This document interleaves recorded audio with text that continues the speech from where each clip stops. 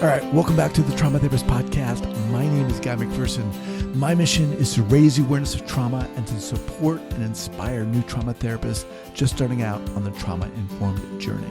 I do that with my membership community, Trauma Therapist 2.0, my online courses and workshops, and the Trauma Therapist newsletter. If you're a therapist of any kind and you work with individuals who've been impacted by trauma, I invite you to head on over to my website at thetraumatherapistproject.com. That's thetraumatherapistproject.com. All right, let's get started. All right, so 5, 4, 3, 2, and 1. All right, folks, welcome back to the Trauma Therapist Podcast. Very excited to have as my guest today, Cindy Benezra. Cindy, welcome. Thank you. It's so great to be here. So Cindy was born in Arizona into a Mexican and German family with strong values and traditions. Despite what looked like an upstanding family, she faced physical, sexual, and emotional abuse inside her home. As an American living abroad for most of her upbringing, she found hope and healing through travel, friendship, and inner strength. In Cindy's memoir, Under the Orange Blossoms, she shares her story of finding hope in the darkest times in life. Cindy, welcome. Great to be here. So, look, let's just dive in here. First of all, thank you for coming on here, for taking the time to do this. I realize this is not easy, however you slice it, but thank you for being here. Well, you know what? We need to talk about this. I think there's such a taboo stigma around sexual assault or sexual abuse, and people find it uncomfortable, and it just needs to be discussed. I think it'll create more awareness if we just keep on talking about it. Right. All right. So where do you want to start? Well, I basically wrote the book that I was looking for as a child. I was physically and sexually abused from 5 to 10. And then later on, I also gave birth to a son who was born with a rare brain tumor. And that also created a lot of trauma, more of a grieving process in my life. And so it just felt like it was just like it was a continuum, it was just going on. And I know life is not perfect and we all have our challenges, but I feel like I've had quite a bit in my life. I know it's random, but so I wrote a book that I was searching for when I was in my teenage years, because in my teenage years, I was so devastated. I lived in a foreign country. I lived in Spain. And I couldn't find any resources or who to turn to. Didn't speak the language. We didn't have the internet then. I was incredibly depressed. I didn't even know what depression was. Mm-hmm. So times have changed. I think we talk a lot more about depression, mental health illnesses. But at that time, it really was just something that just was not talked about. I mean, even a divorce was even taboo then. Right. Finding out, yeah. So you said between the ages of 5 and 10, where were you in the States or abroad at this time? I was in the States, in Arizona. And then from there, my dad moved. He's a petroleum engineer. He moved to places like Saudi Arabia and Iran. So I didn't live with him growing up after that. So he would come back and visit. And my mom is Mexican, so she wanted to speak her native tongue. So she decided to go to Spain because it was closer to go back and forth from Iran than it would be to go to the States. And at what point, Cindy, did you realize that something had been going on? So my trigger for me was I was becoming sexually curious. I was 16 and my dad was coming back and forth and I started to have flashbacks. I didn't even know what a flashback was. As far as I knew, my life was about swimming pools and Barbie dolls, and I had no recollection of the past. So when he came back, and I also had my first boyfriend, I got triggered, and it all came out in a form of a dream. And it started coming in fragments and very, very fast, like incredibly fast. So I didn't know what was happening. I thought I was going crazy. And I didn't want to take a nap. In fact, I didn't want to take a nap. I didn't want to go to sleep because they kept on coming back. And it felt like a movie. It was just like little fragments and they were broken up. And thank God I kept a journal. And I was able to write everything down and look back at what was going on. But it lasted probably for a good year. And it was so intense and so hard to go through. I didn't ask anybody I didn't know where to turn to. I just thought I was losing my mind. Mm-hmm. So basically, I thought of committing suicide. And that entire year, I would sit outside my bedroom window and contemplate, sometimes daily, and contemplate about jumping, the pros and the cons, look at my journal, try to find any information. So information, no therapy at this point? No, Okay. none at all. But I did look in the public library. You'd have to go to, so we lived in Torremolinos, you'd have to go to Malaga, which was it was a big ride out there. And I was just a kid. So I'd have to go out there, go to the public library there, and then find an English section. And the therapy books there were more therapeutic, and Mm-hmm. I didn't understand the language. I didn't understand what was happening to me. So I thought, gosh, I got to save myself when I tried to figure out that I was worth living for. And I tried to figure out what I was going to do. And I just started thinking about things that would help me. And journaling was one of them. Mantras, inspirational quotes. I would stick in my bathroom mirror, looking at everything, because I didn't feel anything. I couldn't hear anything. Nothing tasted, or I didn't even see the color blue, like really the color blue. So I would just try to exercise every day, just go out and go, okay, the sky is blue, like it's blue, and walk in the water. Like grounding yourself, like trying to ground myself. Let me just interrupt for a second. So, and I don't want this to be as naive as it sounds, but what was inhibiting you from reaching out to your mother or your closest friend? I think it's because, or anyone. Yeah, I think it was basically fear of sounding crazy. I wasn't trusting, basically because my father broke my trust levels. So I wasn't trusting I tried to tell my mother, and it's this long history where I tried to tell her. We went to the shelter, and even back then shelters didn't exist, but we went to the shelter. I had been examined, but since my hymen was intact, then I wasn't considered sexually abused. So it was just considered fondling. Oh, wow. And I didn't have any broken bones. I didn't have bruises. So I got placed back into the house. So I really had all my boundaries, betrayal issues, incredible betrayal issues. So I just didn't reach out to them. That wasn't even a choice. And my sister, who I'm very close to, out of protection, would tattletale on me. So I didn't trust her either. And I understood that was a protection thing for her too. So how does this unfold? At what point are you like, okay, I need to get professional help, or did you? I did. So it didn't really unfold until I had, so let's see here. Let me just think if I get the timeline right. I think I was a young adult and I started getting professional help, and it wasn't about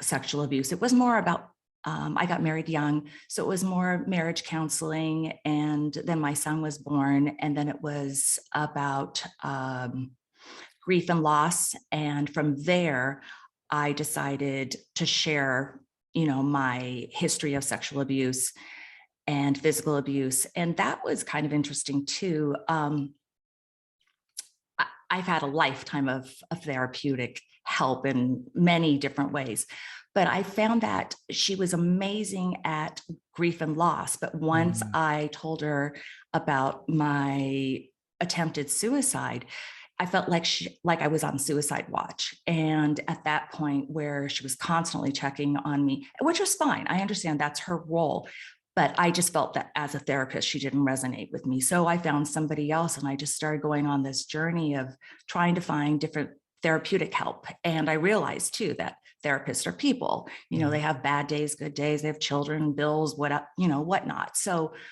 I kind of stuck to people who specialized. So I would go through one form of therapy, like, let's see here. trauma. And I felt that like a trauma therapist really worked on what I was trying to get at. And there was no delays. And I was eager to do the therapy, to do the work. And if it didn't resonate after a while, usually I would just ask and go, hey, this is not working for me anymore. Can you refer me to somebody else? And they were always very helpful. I had one therapist also tell me, this is my time, this is your time, this is your money. So if you're not doing the work inside and outside, you're wasting your time. Mm-hmm. And that kind of resonated with me. And I thought, ooh, okay, this makes sense. And I was also, because I had a child with special needs, he had his first surgery cost close to $1 million. And I was middle income.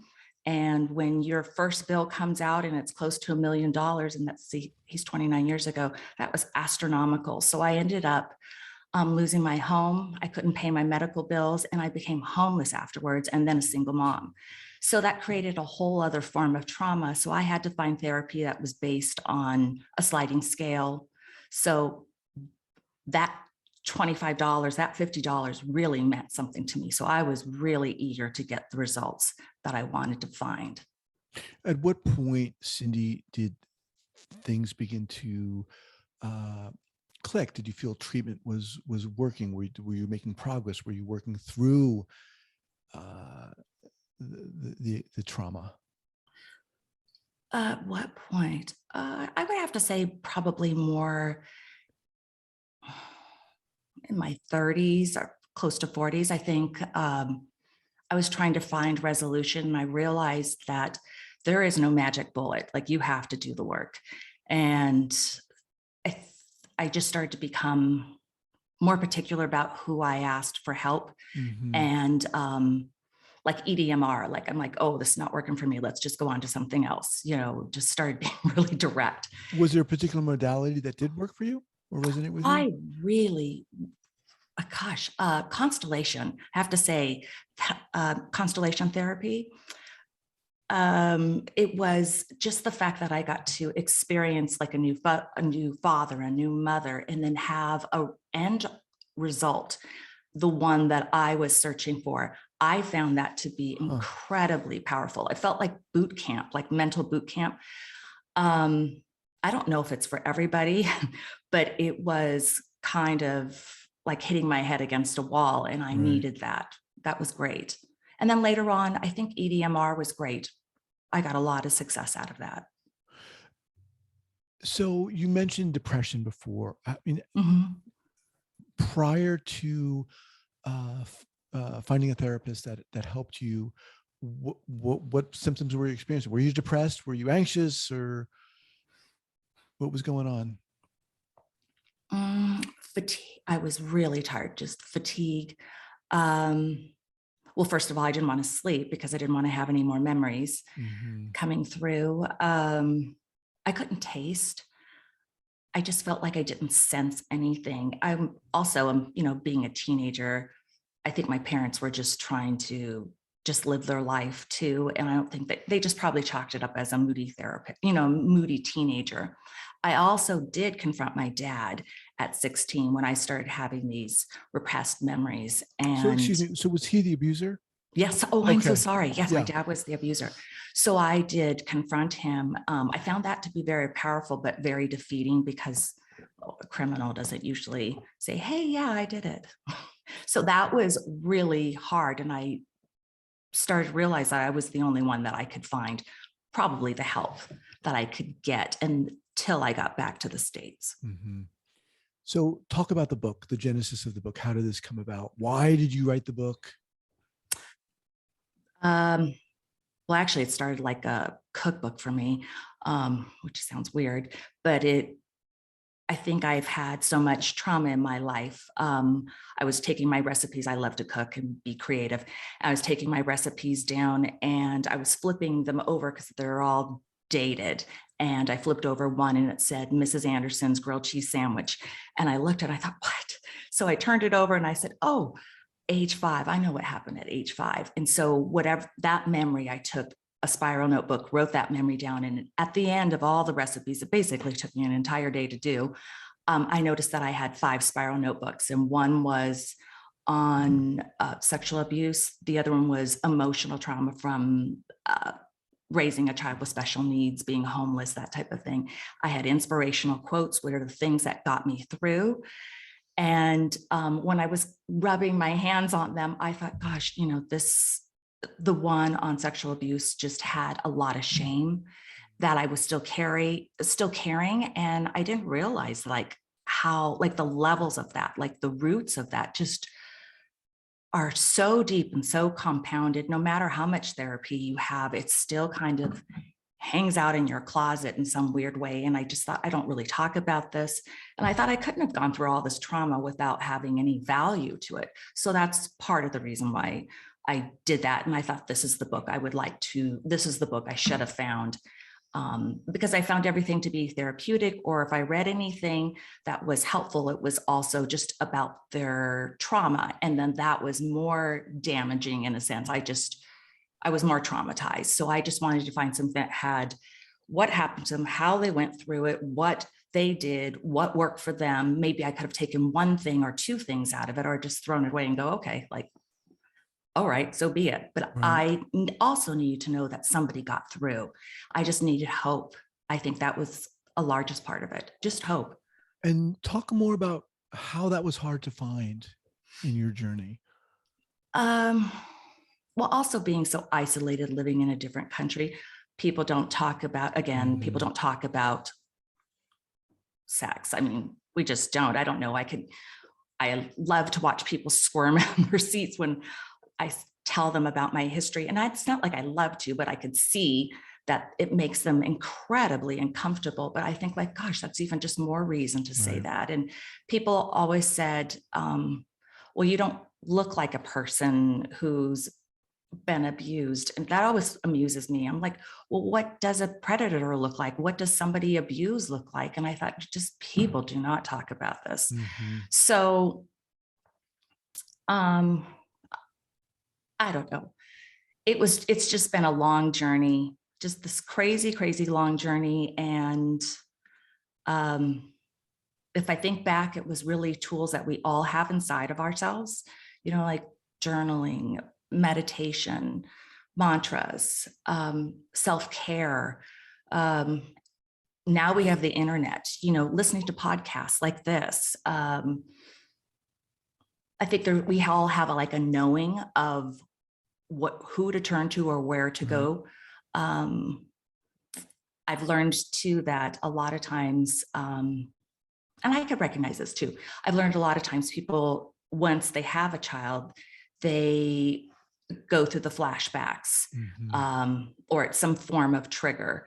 And I thought that was really fascinating too. You know, I heard of people, you know, like they just recognize they were abused, and the numbers are staggering. I mean, 1 out of 4 girls, 1 out of 6 boys. I mean, that's almost Right. epidemic.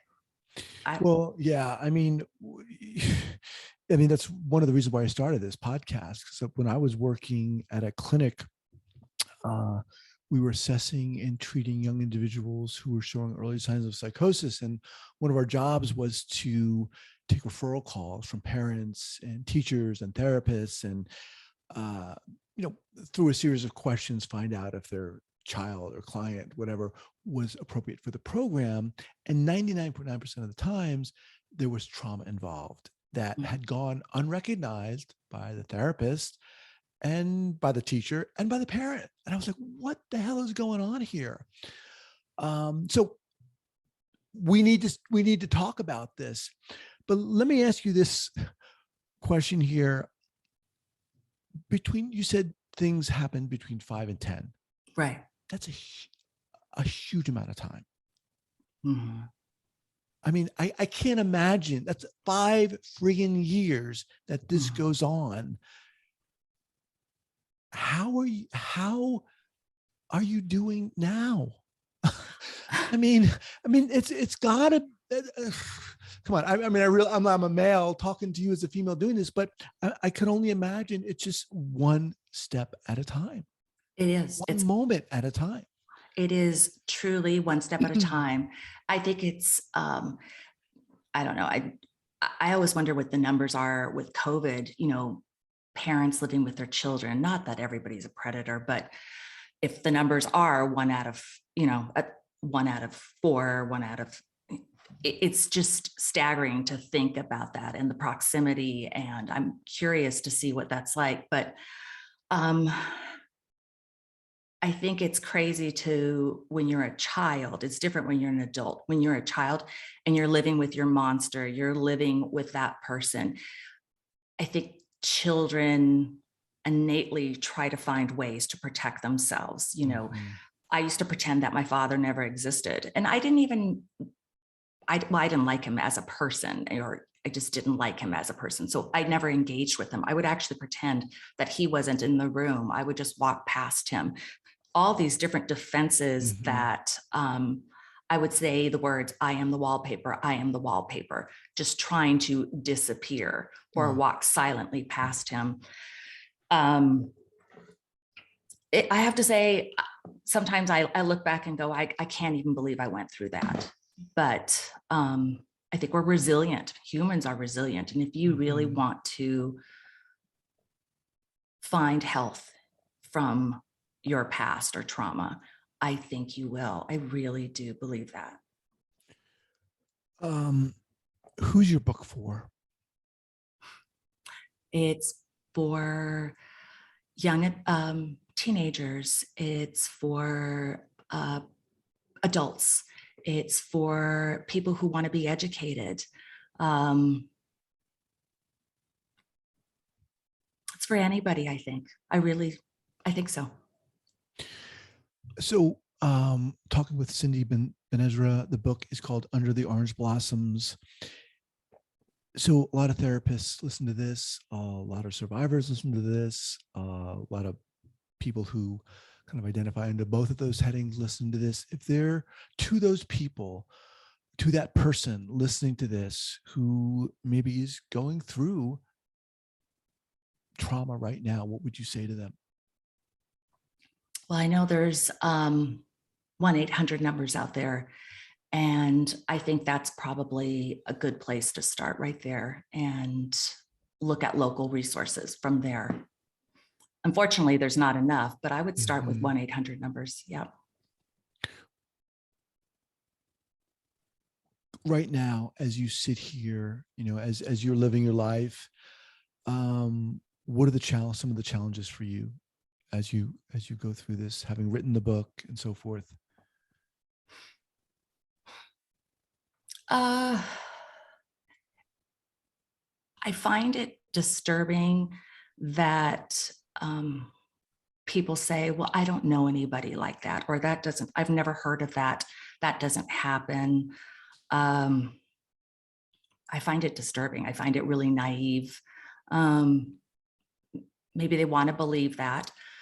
So that's one. Another challenge is people don't want to hear it. The resistant to it. They're just very resistant to hearing that this happens all the time. I find it interesting that more men have shared their story with me. I'm an event planner, and more men have shared their story with me and said, hey, Cindy, I listened to you, I saw your YouTube video or whatever it may be. I saw you on Facebook or something, and I really like what you're doing. This happened to me. And then they'll tell me their story, and it's with a cocktail in our hands. And I'm like, okay, but I always find it's some scenario like that.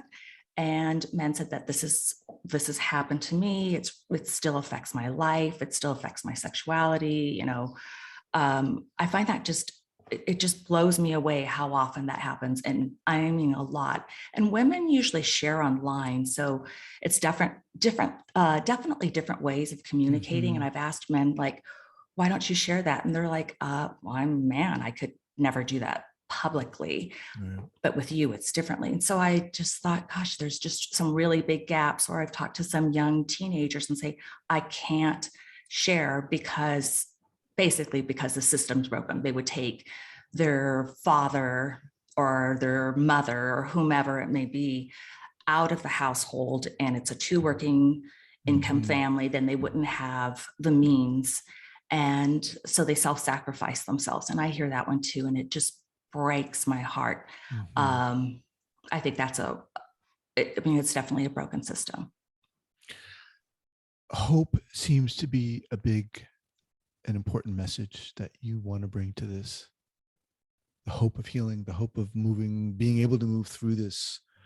Talk more about that. I think hope is what makes us thrive. It makes you thrive to be something more than you are at this moment. It makes you want to be more. And we all want to be more. We all want to grow. We all want to prosper emotionally, physically, yes, and financially. But growth is a huge thing. And hope is that. Hope is just knowing that there's a brighter future, that there's light at the end of the tunnel. If they did it, I could do it. There's something to that. And I think that's for any age. I mean, even a 2-year-old looks at that and go, oh, they did it, I'm going to do it too. It's just being human. Yeah. What's the best way for people to reach you if they want to reach out? www.cindytalks.com. Okay. And in terms of the book, people can get that. Is that available anywhere right now? Anywhere, yeah. It's available anywhere on Amazon, any formats, places that you buy your Once books. again, Under the Orange Blossoms. And how about other books that maybe recently you've been reading that have inspired you, or in the past, and whether they're trauma related or not? What would you say? What would you share? Well, I have to say, okay, I brought it here. It is a healing sexual trauma workbook. I have to say, this is what I didn't like as a kid. What you didn't like? Okay. But I do like them. This one, I noticed it's from Erica Shershun. And I picked it up. I didn't like them because workbooks are so big and so daunting. You're thinking like, oh my gosh, if I don't read that book, am I not cured? And this one was short, concise. It was easy to read. It had practical tools that I really liked it. And I have a tendency to look through that because sometimes a young boy or young girl will come up to me and they'll ask me something. I'm like, wait a minute. And I think this is just really nice and concise. Awesome. We'll have that linked up here at the show notes page at the traumatherapistpodcast.com. Cindy, look, thank you so much for coming on here, for sharing your story. And it is hard to talk about. I mean, I've been doing this for a zillion episodes, and it's not easy to talk about because there's some, you know what it is for me? It's like you're almost acknowledging that this awfulness exists in the world, and that's a part of it. Right. It's like, man. But it's inspiring what you're doing and what you've done, and to hear you talk and to stand here and bring hope to the world. And we need it. God knows we need it. We do. Thank you. That's really sweet of you to say that. Thanks. All right. Take care. Okay. You too. All right. Bye.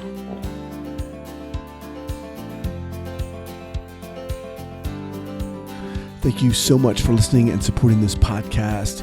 And if you'd like to join the hundreds of other therapists who are each month keeping up to date and informed and inspired about what's going on in the world of trauma, I'd love to invite you to head on over to the Trauma Therapist newsletter.